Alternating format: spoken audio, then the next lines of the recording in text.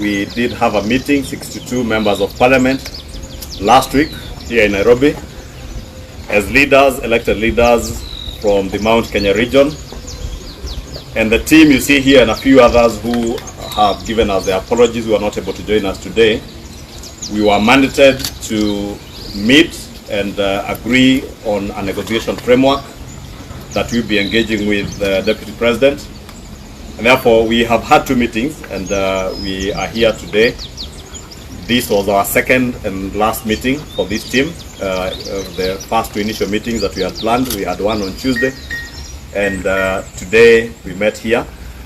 And we've basically agreed on a number of issues, which I will invite the session chair, the Senator for Meru County, Honorable Inturi, to take us through the statement. Okay, thank you very much. This is a statement from the Greater Mount Kenya Parliamentary Leaders. That we intend to use in crafting or coming up with a negotiation framework with the Deputy President, William Ruto. So we want to state that Kenyans are a progressive and working, democratic and peace-loving people. The citizens we represent from Central Kenya and its diaspora are an enterprising, patriotic and working community that are sons and daughters who hustle their way to establish some of the most successful enterprises in the Republic. Our region and its diaspora is not only bestowed with these enterprising people, but is also the most productive in revenue generation to government, while also supporting millions of livelihoods across the region. We, however, note that through systematic government actions, mostly designed towards private enterprise gain, our people have been impoverished, millions of livelihoods destroyed. Many of our traders and business people have deliberately been driven into poverty through government policies coupled with unprecedented high idleness. Our people have never felt and been this impoverished since pre-colonial Kenya.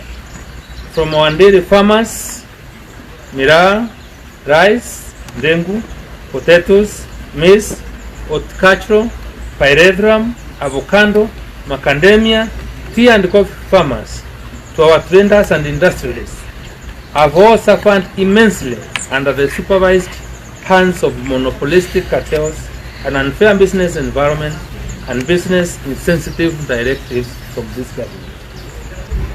From downtown Nyamakima's imports and export traders who want hopes of government support to grow their import businesses in cottage industries, learning from the countries they have imported them from, to become later-day manufacturers, have been left to watch in dismay, sheer anguish, pain, as their lifetime savings, capital borrowed from banks, went up in flames under the guise of their imports being declared counterfeits. Today, they shed burning bitter tears of pain as banks auction their properties. Acres of newspaper advertisements of these property auctions bears witness.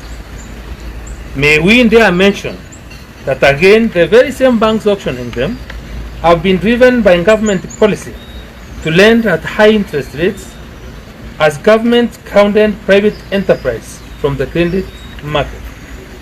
This policy is and has been deliberate as it benefits a few. The bank owners, needless to say, at the expense of our struggling population. This is in contrast the Kibaki regime, and I quote and repeat, is in contrast the Kibaki's regime deliberate policy that reduced government domestic borrowing, leaving banks to hawk cheap loans at every street corner, injecting cash flow into the economy and driving economic growth.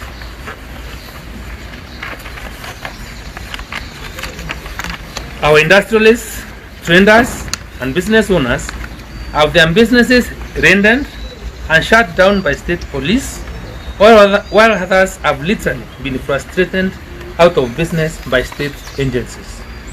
To add insult to injury, The brute force of state police has been deployed to supervise the wanton destruction of homes and businesses painstakingly built from lifetime savings of ordinary people, majority of them from central Kenya, shattering their lives and dreams and effectively rendering them destitute in their homeland. The lease and the accompanying pain by our people is unmatched in the history of a young nation. This has been so despite the government being in our hands, with the most powerful offices being held by men and women from our region. The need of economic recovery, because this is the agenda that we are trying to build up for negotiation. It is this sad state of affairs that necessitated the coming together of the 62 elected leaders from our region last week, seeking to re-engineer the model of engagement by our region's leaders with others as we seek to restore our nation's economy back to the trajectory that President Kibaki left it at. In our meeting last week, we discussed and resolved to open formal negotiations with Dr. William Ruto, whom majority of our constituents identify with as their candidate of choice and one whom they trust to carry the aspirations of economic recovery and growth of free enterprise, while also appreciating that the economic recovery agenda will transcend the current administration. I now invite my sister, Mheshimiwa Alice Wahome, to proceed from there. This is a continuation of the statement to be able to put in place the strategies and to deal with the issues that have been read out by my brother here. We will need to put in place a negotiation framework, and therefore I proceed from there. As agreed amongst ourselves, the negotiations will be divided into two parts. Part one is the economic agenda of the 11 counties, and part two is the region's political interest. We also agreed to set up committees with representatives from each county to steer the discussions, which we intend to be centered around our citizens' issues and aspirations.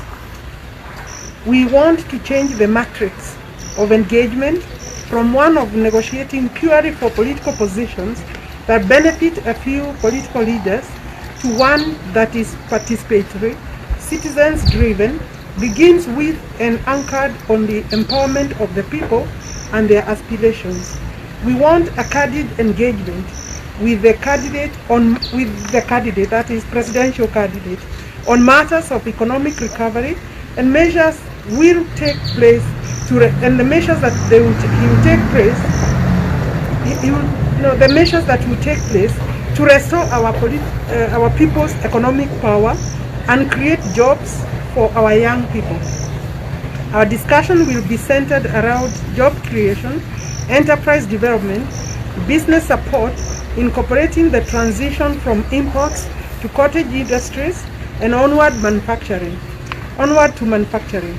This will also largely include agricultural support for farmers, focusing on value addition, agro-processing, and guaranteed minimum return, as well as the dismantling of monopolies and cartels that have held farmers captive, actually from independence.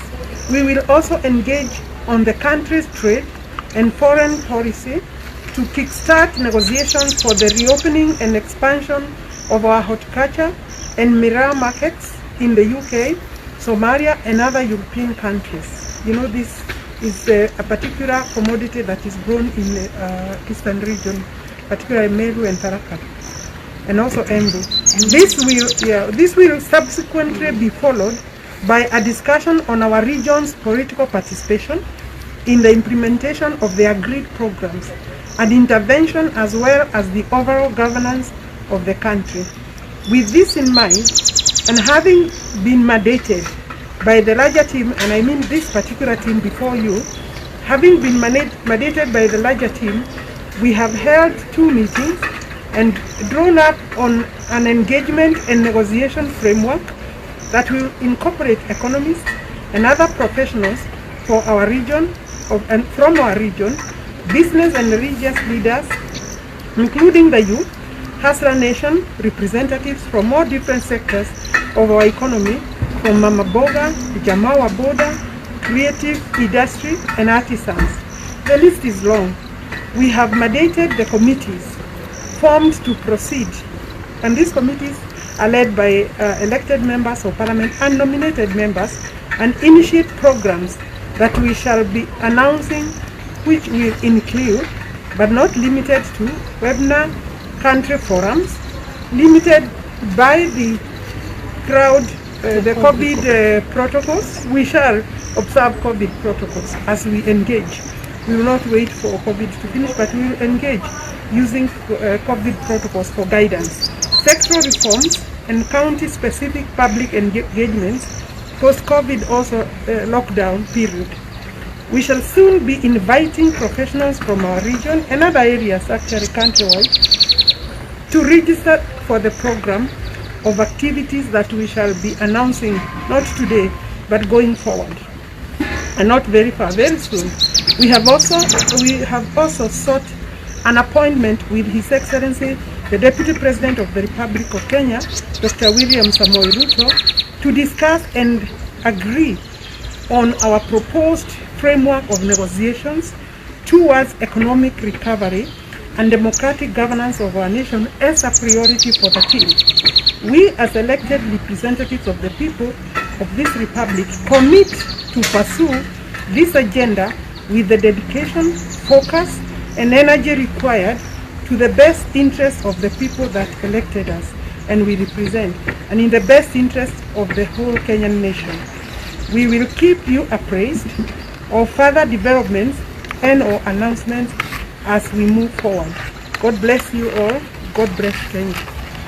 Wengine wametumia maejesi ya serikali kama Kenya Revenue Authority, Asset Recovery na wengine kugandamiza na kufungia watu biashara.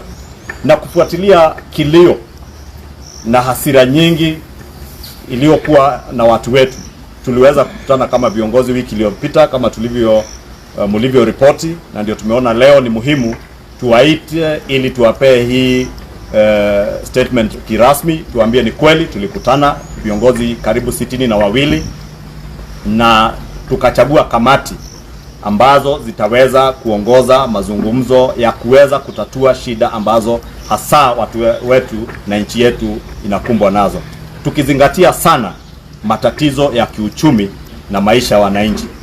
Kamati tuliochaguliwa, tumeunda kamati zingine ambazo zitazingatia mambo ya uchumi, mambo ya kilimo, mambo ya maisha ya wananchi wetu na jinsi watakavyoweza kujimudu kimaisha. Kufuatia mkutano wa pili leo, tumekutana kama kamati na wengine ambao wametuweza kutumia apologies ambao hawaweza kuweza kuungana na sisi leo, lakini baadhi yao tulikuwa nao siku ya Jumanne, na tumekubaliana ya kuwa yale mambo yote ambayo tunataka kuzingatia hasa ya kiuchumi, tutafungua mazungumzo na naibu wa rais ambaye wakazi wengi wa maeneo ambayo tunawakilisha wanaona ndiye kiongozi peke yake ambaye wanaweza kumwamini kusukuma gurudumu za kuweza kuokoa na kufufua uchumi wa nchi yetu na kuendesha serikali kwa njia ambayo ni ya kidemokrasia. Na sababu tulipewa jukumu na wale viongozi wenzetu tuanze kufungua mazungumzo. Tumesema tunataka kubadili mfumo wa mazungumzo ya uongozi na siasa wa nchi yetu. Tunataka mazungumzo yawe sio mazungumzo ya kuzungumzia vyeo na viti. Tunataka tuanzie mazungumzo na yawe yanazingatia tabu na maisha ya mwananchi ambaye tunamwakilisha. Na huo ndio mfumo tumeweza kukubaliana na wale viongozi wengine ambao tutafuata, na kufuatilia huo mfumo tumeuliza na already muelezea naibu wa rais kupitia ofisi yake ya kuwa tungetaka tuwe na kikao na yeye sasa ili tukubaliane ule mfumo ambao tutazingatia kwa mazungumzo kati yetu kama viongozi na yeye kama kiongozi anayetafuta uongozi wa nchi yetu, ili tuhakikishe ya kuwa yale matakwa yote ya wananchi wa eneo letu ama maeneo ambayo tunawakilisha na wale wananchi tunawakilisha yanazingatiwa na serikali ambayo tunaona itaweza kushika hatamu ya uongozi wa nchi yetu kufuatia uchaguzi wa mwaka ujao. Kwa hivyo tunataka tusisitize ya kuwa mazungumzo yetu hayatakuwa yakizingatia sana na hasa ugawi wa vyeo, hata kama tutafika hapo, lakini kwanza tunataka tukubaliane mambo ya mwananchi, mambo ya biashara ya mwananchi, mambo ya maisha ya mwananchi, venye mwananchi ataweza kuwa mambo yake yamewekwa kwa meza ya uongozi. Hayo ndio tunataka tuzingatie kwanza. Tukishakubaliana hayo, tutaenda kwa sehemu ya pili ambayo tumesema sehemu ya kwanza ni agenda ya uchumi na ufufuzi wa uchumi. Sehemu ya pili ya mazungumzo yetu itakuwa sasa ni yale ya mambo ya kisiasa na venye nchi yetu itaweza kuwa kuongozwa, mambo ya governance ya nchi yetu kwa njia ya kidemokrasia, tukiwabeba wananchi wetu wote. Kwa hivyo tumekubaliana hayo, na hivi karibuni tutaweza kuwatangazia, tukiwauliza wale wengine wenzetu, professionals, our religious leaders, viongozi wa biashara, wananchi wa kawaida, wale kutoka mama mboga, watu wa bodaboda, watu wa salon, wale wasanii wote, kila mtu tutakuwa na vikao za kuweza kujadiliana na watu wetu, tuhakikishe ya kuwa kila kitu na maswala ya kila mtu yamebebwa kwa meza ya kutafuta uongozi, na kuhakikisha ya kuwa tutazingatia mambo ya mwananchi kwanza, sio ya viongozi mbele.